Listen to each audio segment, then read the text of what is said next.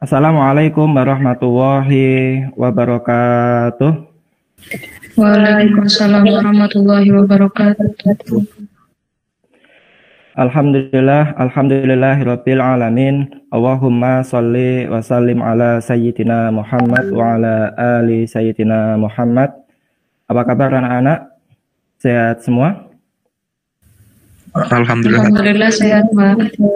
Alhamdulillah sehat ya. Semoga kita senantiasa dalam keadaan sehat. Amin. Amin ya robbal alamin. Anak-anak, kembali lagi untuk melanjutkan pembelajaran yang ketiga, tapi sebelumnya mohon untuk bisa dipimpin doa terlebih dahulu untuk mengawali kegiatan pembelajaran yang akan kita lakukan. Mohon doa bisa dipimpin oleh Mas Fadil, silakan. Sebelum kita mulai pembelajaran pada pagi hari ini, mari kita berdoa bersama. Berdoa mulai.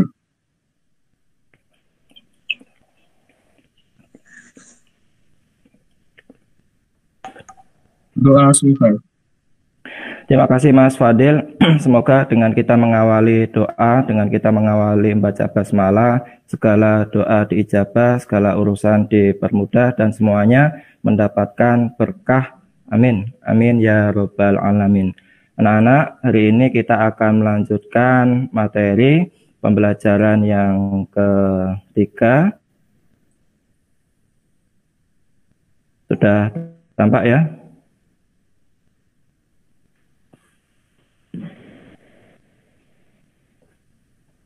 Ya, hari ini kita akan belajar terkait menyusun materi eksposisi. Ya, hari ini kita akan belajar untuk menyusun teks eksposisi.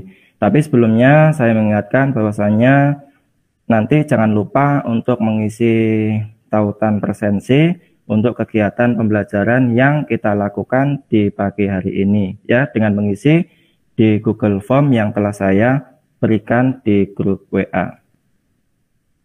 Nah, sebelum kita mulai untuk beraktivitas di pagi hari ini, saya akan mengajak anak-anak untuk bisa konsentrasi ya. Jadi kita nanti akan belajar konsentrasi, cuman tidak semua anak ya, tapi di sini adalah saya buat menjadi dua buah kelompok putra dan kelompok putri ya, untuk tebak warna ya, seperti itu, untuk tebak warna ya. Siap? Untuk kelompok putri saya minta Mbak Fausta untuk bisa nanti membacakan tulisan, dan yang kedua adalah membacakan warna. Siap Mbak Fausta untuk mewakili kelompok putri?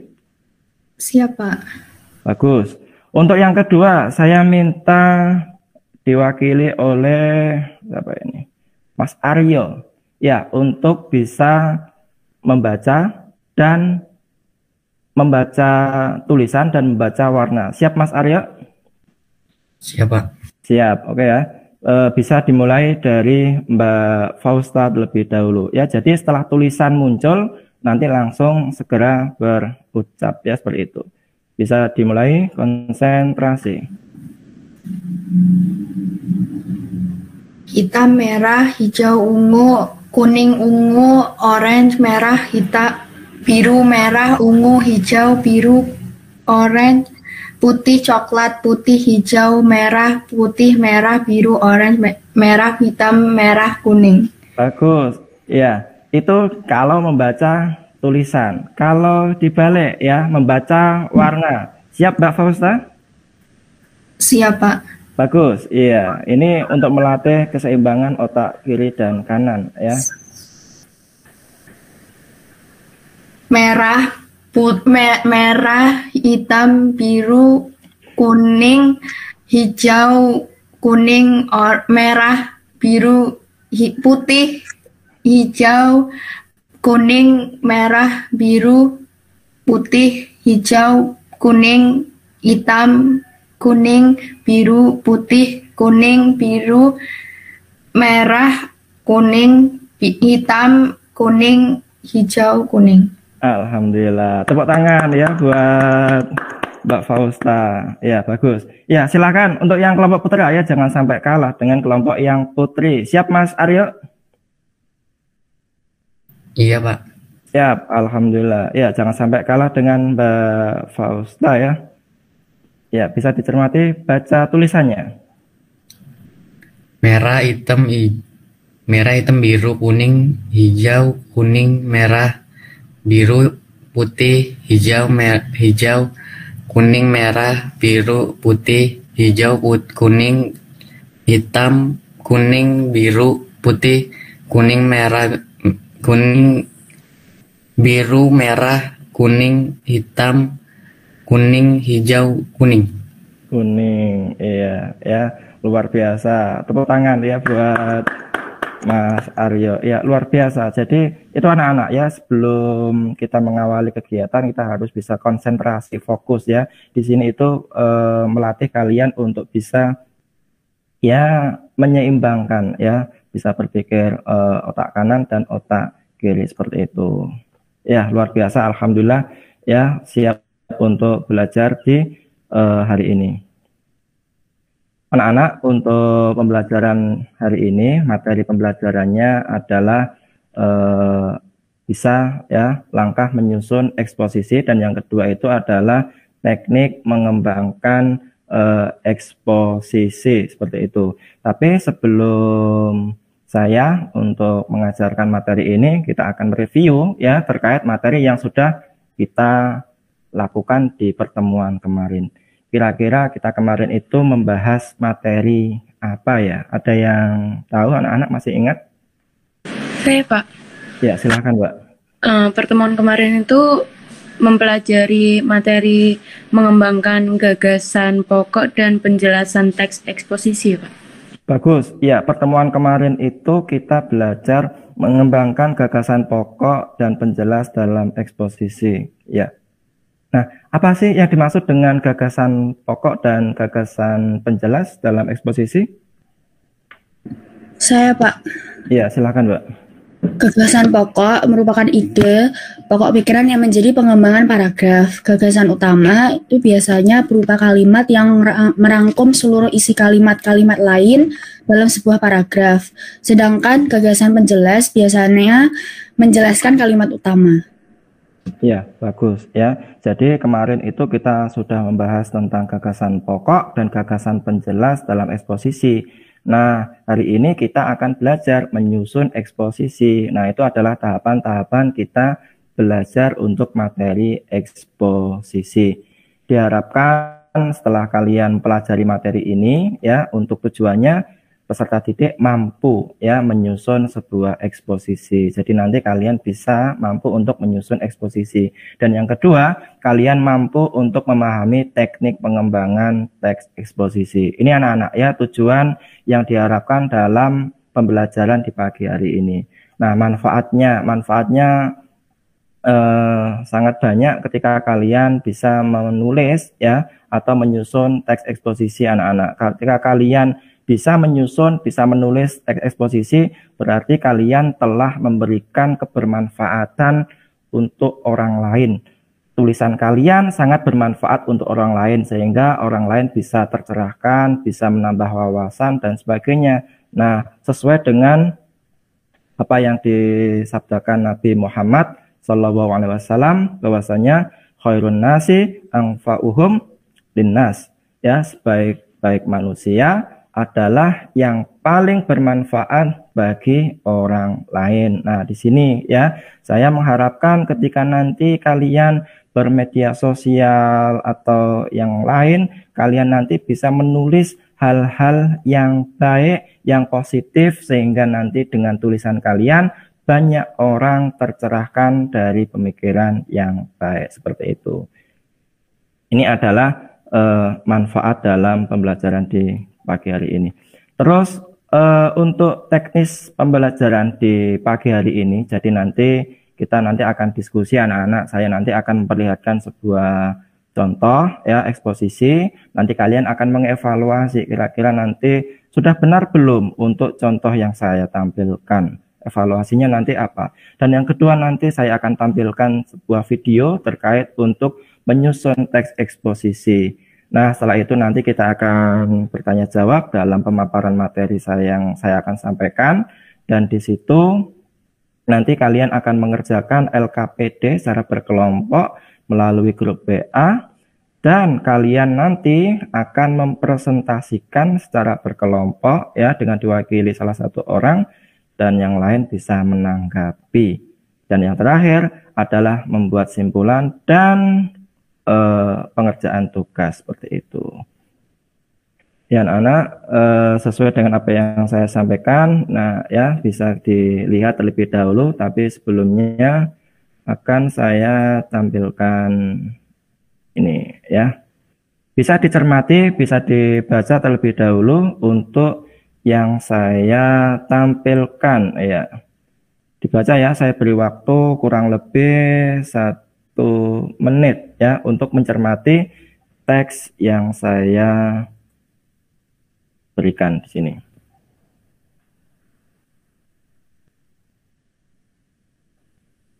Ya, 1 menit untuk membaca.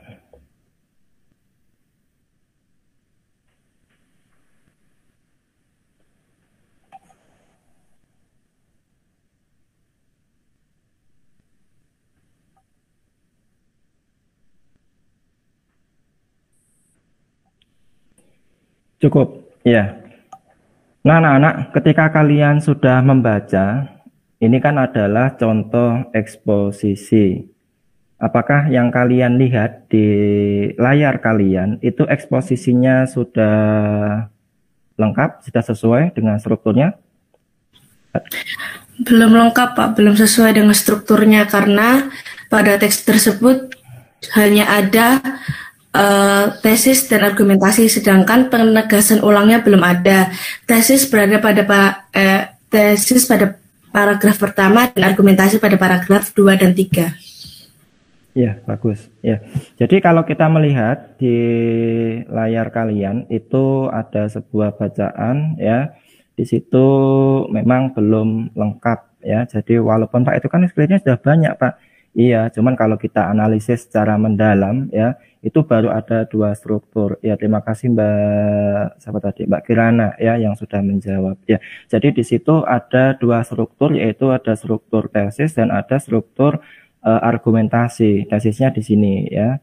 Di paragraf 1, yang kedua ini adalah argumentasi, dan yang ketiga ini adalah penegasan ya, masih di argumentasi. Jadi belum ada penegasan ulangnya seperti itu. Dan di sini pun juga datanya sudah ada fakta ya, fakta yang mendukung dalam mengembangkan gagasan pokok yang ada di dalam teks tersebut. Ya, tepat sekali Mbak Kirana yang sudah menyampaikan. Ya, setelah itu bisa saya tampilkan ya untuk selanjutnya. Kita akan melihat video yang sudah saya siapkan seperti itu. Minta tolong ya untuk semuanya bisa tetap menghidupkan kamera biar nanti ketika perekaman ya wajahnya bisa tampil semua seperti itu. Ya, sambil melihat ya cara menyusun teks eksposisi. Ditunggu terlebih dahulu terkait video yang akan tampil. Nah, ini alhamdulillah sudah bisa terlihat.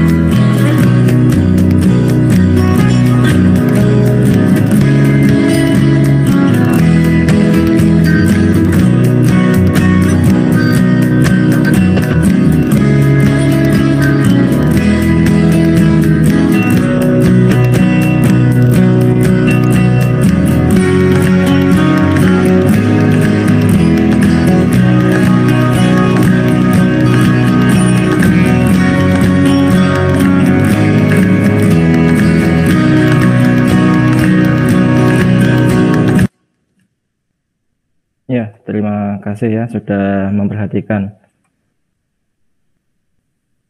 Bagus. Ya, tadi sudah dilihat ya bahwasanya di dalam video tadi sudah memperlihatkan bagaimana cara menyusun eksposisi itu. Ada yang mau berpendapat anak-anak yang bisa menjelaskan isi dari video tadi, kira-kira membahas tentang apa? Saya, Bang. Iya, silakan Mbak Ulfa. Cara menyusun eksposisi yaitu menentukan topik, menentukan tujuan, memilih data sesuai tema, membuat kerangka, pembahasan sesuai kerangka karangan, membuat kesimpulan. Iya, bagus ya. Jadi ada 6 ya yang disebutkan dalam video tadi ya. Bagus ya. Saya lanjutkan untuk menindaklanjuti dari video yang tadi. Ya, secara garis besar ya, untuk menyusun eksposisi itu ada 4 langkah ya anak-anak ya. Jadi dari yang pertama itu adalah menentukan topik ya, dan yang kedua itu adalah mengumpulkan bahan, yang ketiga itu adalah membuat kerangka, dan yang keempat itu mengembangkan kerangka. Ya, bagus.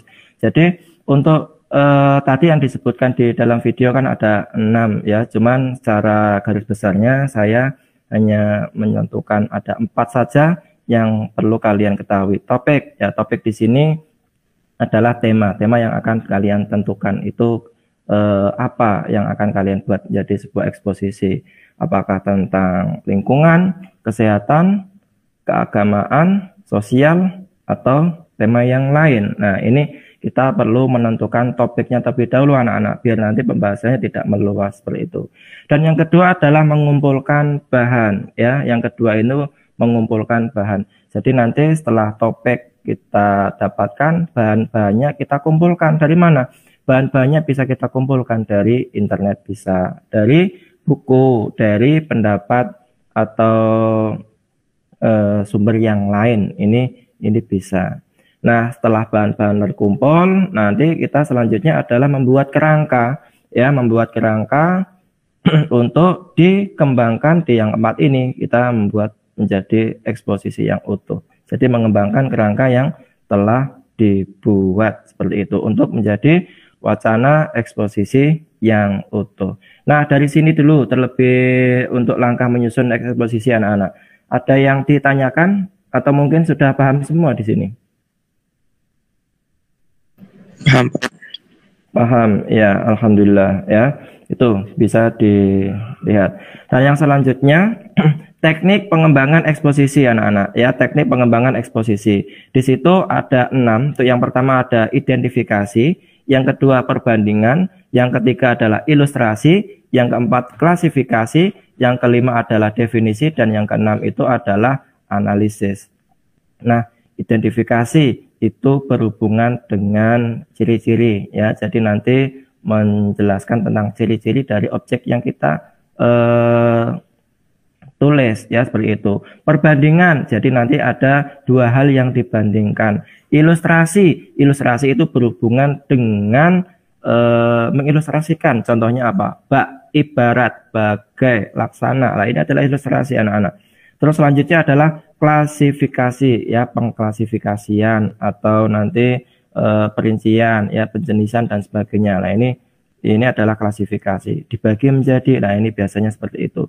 Definisi, definisi di situ yang namanya aja definisi, berarti nanti penjelasan makna ya. Dan analisis ya, analisis ini menganalisis sesuatu ya, biasanya di situ nanti ada analisis proses seperti itu atau sebab akibat. Nah, ini ada 2 analisis ya, analisis proses dan analisis sebab akibat seperti itu. Nah, anak-anak, itu adalah materi terkait pengembangan eksposisi yang sudah saya kirim ke grup WA kemarin ya, dan telah kalian pelajari.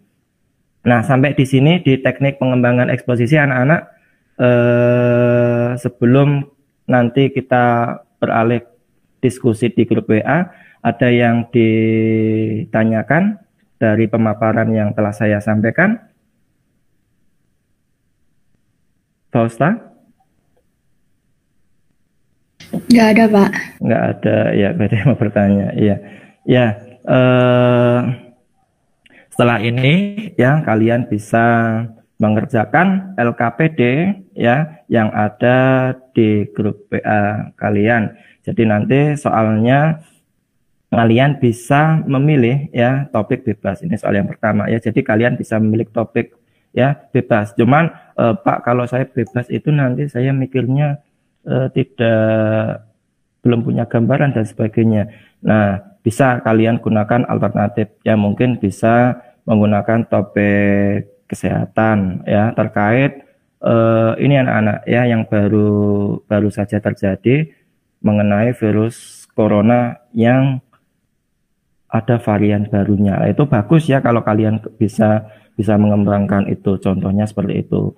Yang kedua mungkin terkait untuk pembelajaran jarak jauh yang biasa kita lakukan. Nah, ini pun juga bagus. Itu temanya apa, Pak? Berarti temanya tentang pendidikan. Bisa kalian pilih juga. Atau yang lain tentang tema keagamaan ya, keagamaan. Nah, itu nanti bisa menjelaskan tentang manfaat sholawat atau manfaat mengaji dan sebagainya. Nah, kalian bisa buat ya sedemikian rupa yang baik itu. Atau mungkin dengan tema lingkungan, sosial dan sebagainya. Ya, silakan ya pilih topik-topik yang sekiranya bisa kalian kuasai, dan di situ kalau bisa ya yang sedang terjadi ya seperti itu. Terus setelah topik kalian dapatkan, nanti kalian bisa membuat kerangka dari topik yang kalian pilih, dan di situ kalian bisa mengembangkan ya, pilih topik, buat kerangka, dan kalian mengembangkan kerangka untuk menjadi eksposisi yang utuh seperti itu. Nanti kita ketemu lagi jam 10:30 ya, ini tepat jam 10:02, jam 10:30. Begitu anak-anak ya untuk pertemuan pertama di hari ini. Ya, nanti kita ketemu lagi pukul 10:30 ya. Terus nanti kalian bisa mempresentasikan hasil dari diskusi kalian seperti itu. Bisa dipahami dari sini? Bisa, Pak. Bisa, alhamdulillah. Ya, untuk mengakhiri pertemuan di pagi hari ini, untuk yang pertama, mari kita akhiri dengan baca hamdalah bersama. Alhamdulillahirabbil alamin. Nanti kita ketemu jam 10:30. Assalamualaikum warahmatullahi wabarakatuh. Waalaikumsalam warahmatullahi wabarakatuh.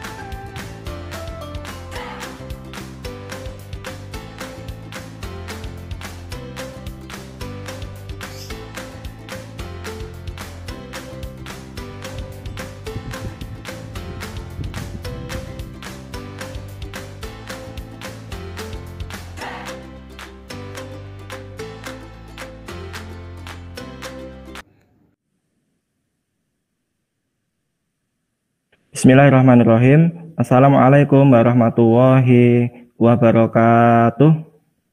Waalaikumsalam warahmatullahi wabarakatuh. Ya anak-anak, kembali lagi untuk melanjutkan pertemuan yang kedua. Jadi setelah kalian tadi berdiskusi di grup WA, hari ini kita lanjutkan kembali dengan aktivitas kalian akan mempresentasikan hasil dari diskusi kalian. Siap anak-anak? Siap, Pak. Ya, alhamdulillah. Nah, sebelum kita memulai, saya akan tampilkan terlebih dahulu sebuah video ya tentang pentingnya kerjasama.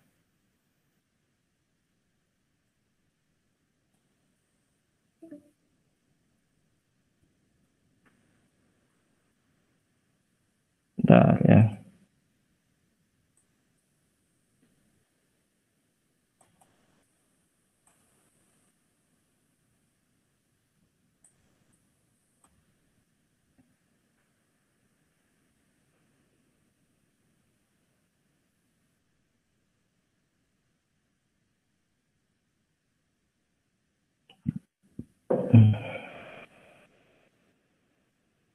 Ini sambil menunggu ya untuk proses pemutaran video ya, silakan nanti kalian bisa mencermati apa yang ada di video yang akan saya tampilkan, sehingga nanti ketika kalian melihat, kalian nanti akan terinspirasi dengan apa yang ada di video ini. Seperti itu anak-anak, yang pastinya akan sangat berguna dan bermanfaat untuk kehidupan kalian mendatang.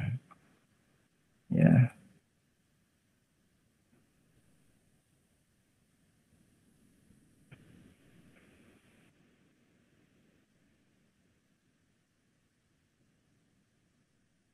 Ya, sambil menunggu sebentar.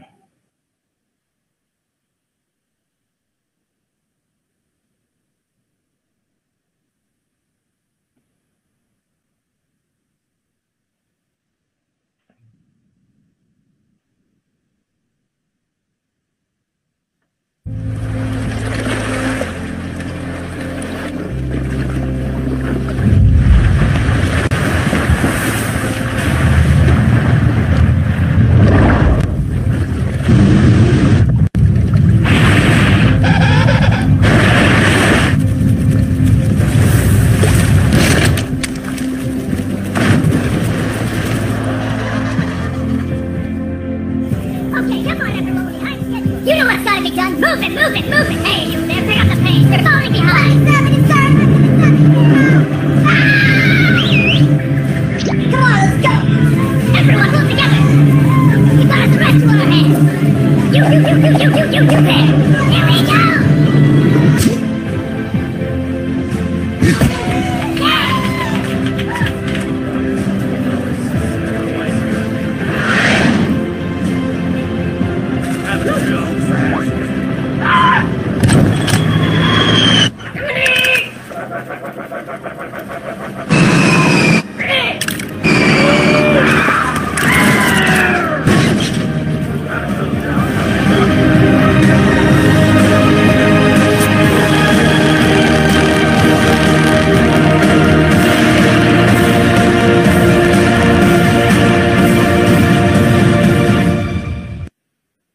Iya, terima kasih ya. Tadi sudah dilihat ya sebuah tayangan video yang menarik seperti itu. Nah, apa yang kita pelajari anak-anak dari video yang sudah saya tampilkan tadi? Ada yang bisa menjelaskan? Saya, Pak. Oh iya, silakan Mbak Kalista. Video yang ditampilkan memberikan informasi pentingnya kerjasama bersama tim kita hadapi tantangan besar, menjadi kuat dan jadi pemenang. Ya, bagus ya. Jadi itu anak-anak ya, gunanya kita bekerja sama ya, kalian kerjasama dengan temannya, kalian kerjasama dengan ya siapapun ya, dengan kerjasama bersama tim nanti kalian akan menjadi orang yang hebat ya, seperti itu, menjadi orang yang kuat dan menjadi pemenang ya, seperti itu. Jadi butuh kesulitan tim dan ini nanti akan sangat berguna jika kalian sudah hidup di masyarakat ya, keluarga dan sebagainya. Nanti kerjasama, perlunya kita membangun kerjasama dengan relasi dengan teman-teman seperti itu. Nah anak-anak, untuk menghemat waktu tadi sudah saya sampaikan, ada yang presentasi dari perwakilan kelompok. Tadi sudah ada 3 kelompok ya, dan kelompok 1 yang akan mewakili presentasi siapa ya? Saya, Pak. Oh ya, Mbak Fausta. Ya, terima kasih. Ya, silahkan untuk Mbak Fausta, kami persilakan bisa mempresentasikan hasil dari diskusi bersama temannya. Silahkan Mbak Fausta.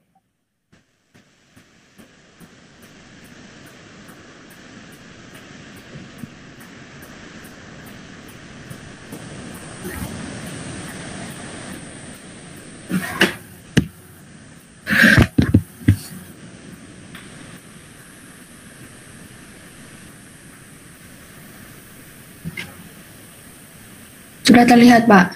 Ya, sudah. Silakan dibacakan, Mbak. Assalamualaikum warahmatullahi wabarakatuh.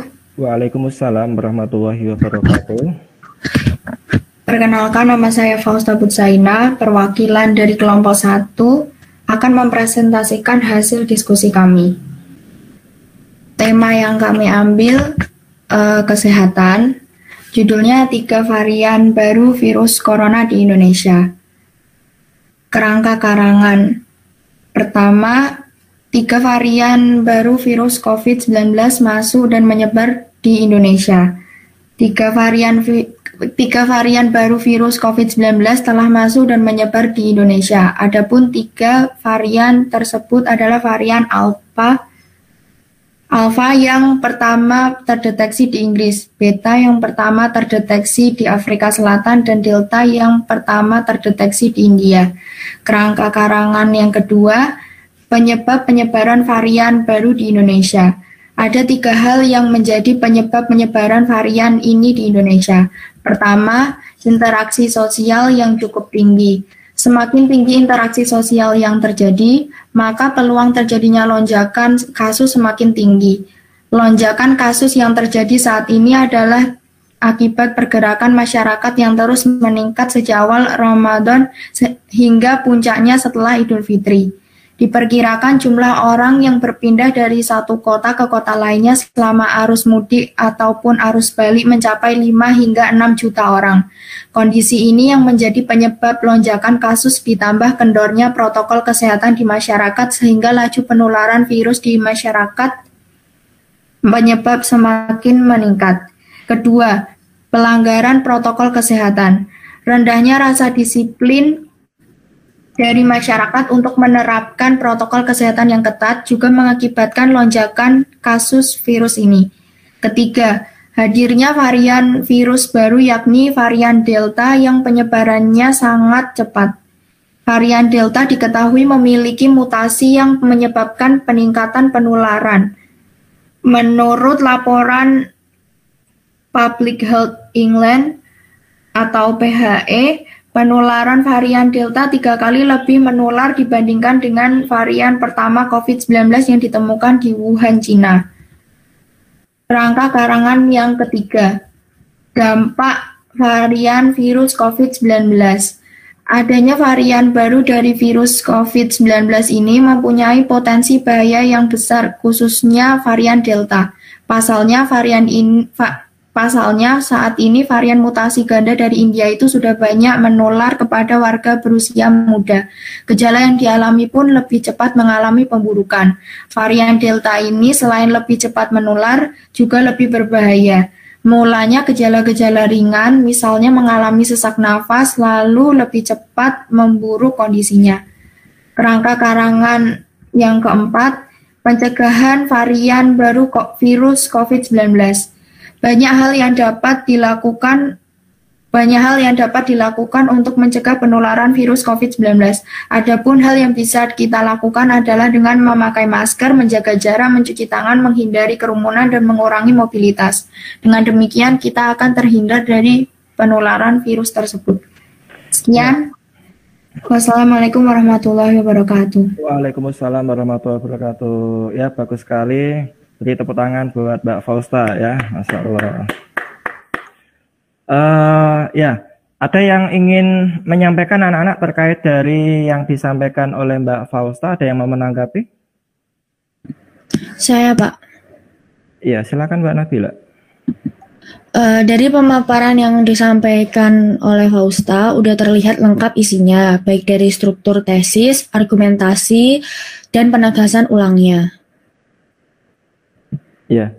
Jadi tadi yang disampaikan oleh Mbak Fausta ya, temanya tentang itu ya, kesehatan ya, varian baru dari COVID-19 seperti itu. Dan di situ juga sudah disebutkan ya kerangka-kerangkanya dan ada pengembangan menjadi wacana yang utuh seperti itu. Ya, terima kasih ya untuk penyampaian dari kelompok yang pertama. Ya, selanjutnya dari kelompok yang kedua yang akan mewakili siapa ya? Saya, Pak.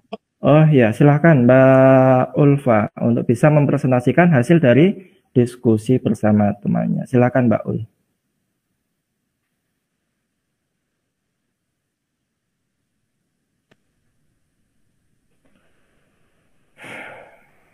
Sudah terlihat, Pak? Alhamdulillah sudah, Mbak.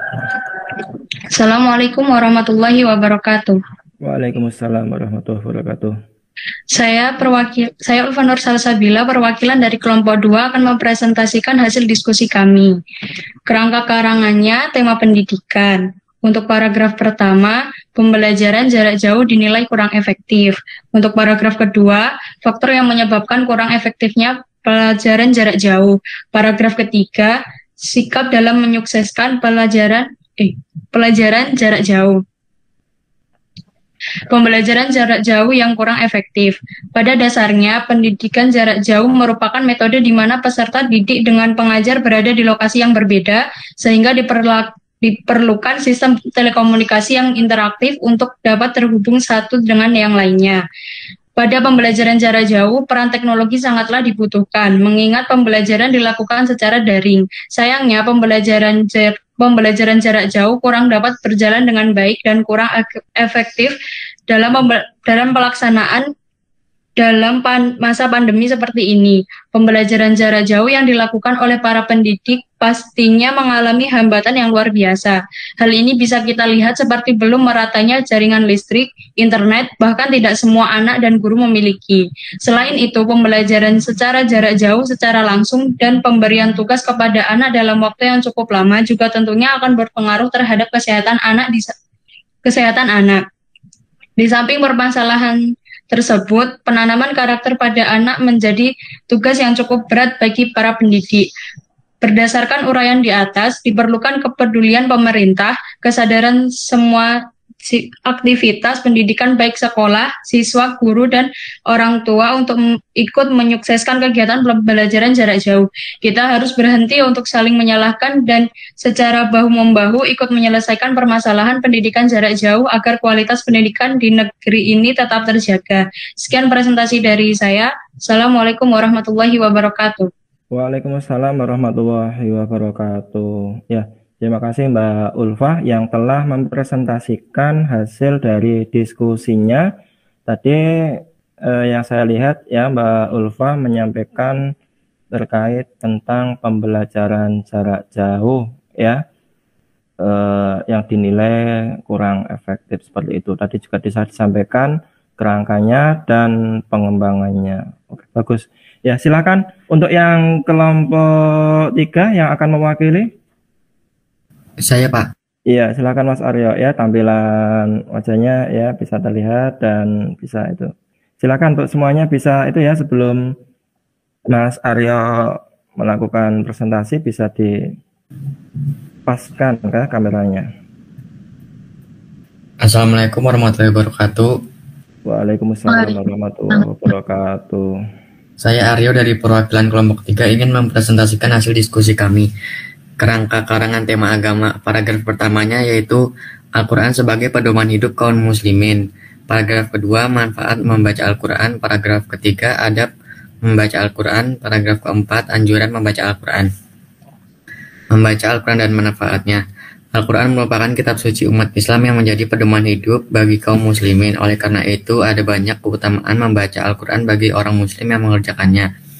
Selain akan mendapatkan pahala, tentunya ada banyak kebaikan lain yang dimiliki Al-Quran.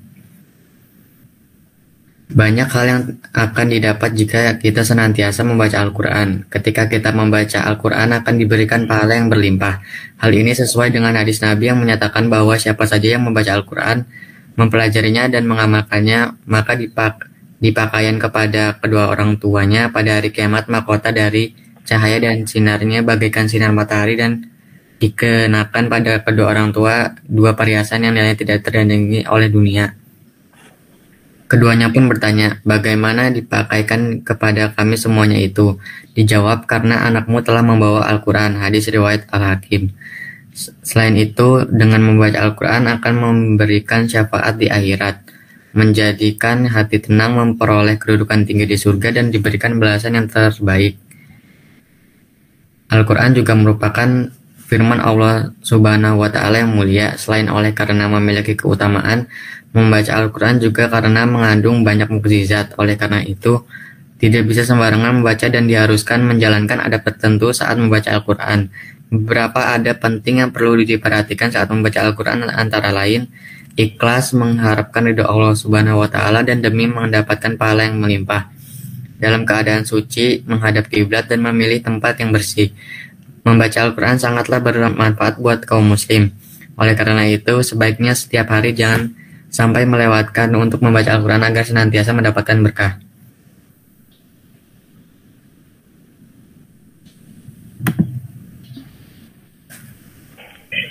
Ya, terima kasih Mas Aryo ya. Mas Aryo mengambil tema agama ya, tentang manfaat baca Al-Quran. Ya, bagus ya. Jadi apa yang disampaikan oleh kelompok 1, kelompok 2, dan kelompok 3 semuanya sudah bagus ya. Di situ nanti harapannya kalian tidak hanya berhenti untuk menulis itu saja, kalian nanti bisa menuliskan hal-hal yang lain yang positif dan kalian unggah di media sosial mungkin ya, sehingga nanti ketika kalian mengunggah di media sosial dan sebagainya, banyak orang yang membaca, banyak orang yang terinspirasi, maka pahala jariah yang akan kalian dapatkan. Bagus itu ya anak-anak, itu ya yang pelajaran kita lakukan di siang hari ini. Tapi sebelum kita akhiri, saya ingin menanyakan ya, apa saja yang kita pelajari? Ada yang tahu anak-anak? Ada yang bisa menyimpulkan apa sih yang kita pelajari di pertemuan siang hari ini? Saya, Pak. Ya, silakan dengan Mbak Kirana. Hari ini kita mempelajari penyusunan teks eksposisi dan teknik pengembangan eksposisi.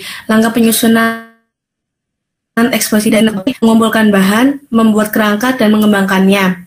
Untuk teknik pengembangan eksposisi ada 6, yaitu identifikasi, perbandingan, ilustrasi, klasifikasi, definisi, dan yang terakhir adalah analisis. Ya, bagus ya. Akan Bapak perlihatkan untuk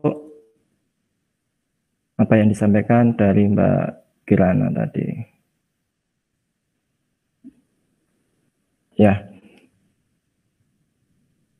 Nah, simpulan. Ya, benar apa yang disampaikan oleh Mbak Kirana tadi. Jadi hari ini anak-anak kita mempelajari cara menyusun eksposisi, dan yang kedua itu adalah teknik pengembangan eksposisi. Yang pertama untuk menyusun eksposisi ada menentukan topik, ya, mengumpulkan bahan, membuat kerangka, dan mengembangkan kerangka karangan. Ya, diingat itu anak-anak cara menyusun eksposisi, menentukan topik, mengumpulkan bahan, membuat kerangka karangan, dan mengembangkan kerangka karangan. Dan yang kedua, teknik pengembangan eksposisi, ini ada 6 ya, diingat-ingat. Identifikasi, perbandingan, ilustrasi, klasifikasi, definisi, dan analisis. Itu yang bisa kita pelajari di siang hari ini.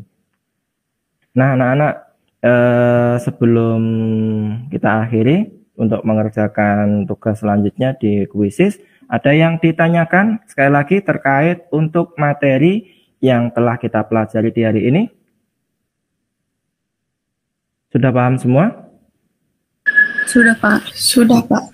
Sudah, alhamdulillah ya. Sebelum kita akhiri, Bapak akan ini ya, menunjukkan terlebih dahulu untuk hal yang akan kalian kerjakan setelah meet kita akhiri, seperti itu. Jadi nanti kalian bisa, ini anak-anak ya, bisa kalian lihat ya di layar kalian. Jadi nanti setelah saya akhiri, kalian nanti bisa langsung bergabung di link kuisis yang telah saya buat ya, Jadi nanti kalian bisa mengerjakan link kuisis ini sebagai hasil ya untuk post test ya, untuk mengevaluasi kegiatan pembelajaran di siang hari ini, seperti itu. Bisa dipahami dari sini anak-anak? Bisa, Pak. Bisa, alhamdulillah ya. Ini tentang menyusun teks eksposisi. Nah, anak-anak, demikianlah untuk pembelajaran yang bisa kita lakukan di hari ini. Untuk menutup kegiatan pembelajaran di hari ini, mari kita akhiri dengan baca hamdalah dan doa penutup majelis secara bersama. Alhamdulillahirabbil alamin. Subhanakallahumma wa bihamdika asyhadu an la ilaha illa anta astaghfiruka wa atubu ilaik. Assalamualaikum warahmatullahi wabarakatuh. Waalaikumsalam warahmatullahi wabarakatuh.